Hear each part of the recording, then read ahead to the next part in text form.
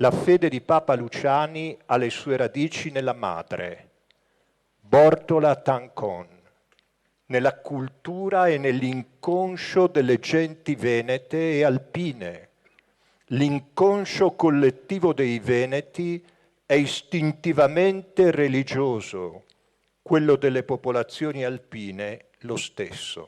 Cita la descrizione dello scrittore Carlos Gorloni, il patriarca Moraglia, nel giorno della messa di ringraziamento per la beatificazione di Albino Luciani, officiata accanto ai vescovi di Vittorio Veneto e Belluno Feltre, in una canale d'Agordo gremita da migliaia di fedeli. La parola umiltà è quella che riecheggia più spesso, proprio l'umiltà scelta come motto episcopale accanto alle tre virtù teologali che hanno guidato il suo breve ma denso pontificato. Luciani mai cercò di mettersi in mostra per la sua cultura o per il suo sapere teologico, né tantomeno voleva dare l'immagine dell'intellettuale o dell'accademico, poiché non mirava a essere apprezzato perché dotto o istruito, piuttosto aveva a cuore il bene delle persone a cui si rivolgeva.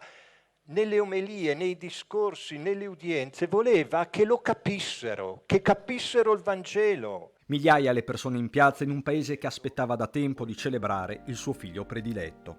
Un momento di grande unione della nostra comunità veneta, bellunese, dell'Italia intera, attorno ad una figura che ha fatto dell'umiltà il suo simbolo, del suo sorriso, della vicinanza alle persone, del sapere essere esempio, in una società dove l'esempio e dove l'individualismo alcune volte supera l'esempio del singolo, invece quell'esempio era esempio di beatitudine. Oggi il tempo, almeno rispetto a domenica, ci ha regalato una bellissima giornata, una giornata ovviamente che è di grandi emozioni per questa comunità, per tutta la provincia di Belluno, che ovviamente celebra e ringrazia per questo importantissimo, straordinario riconoscimento al nostro Papa, che così per sempre potrà rimanere ancora di più nei cuori di tutte le persone che lo hanno amato. Il suo motto era Humilitas, ma unita alla determinazione dell'uomo di montagna, e questo era Albino Luciani. Ha lasciato un ricordo in tutti e quindi oggi è una giornata straordinaria anche per il nostro territorio, il territorio di Canale d'Agordo, il territorio dell'Agordino, della provincia di Belluno e di tutto il Veneto. A una settimana dalla beatificazione, Albino Luciani è tornato qui, tra le sue montagne,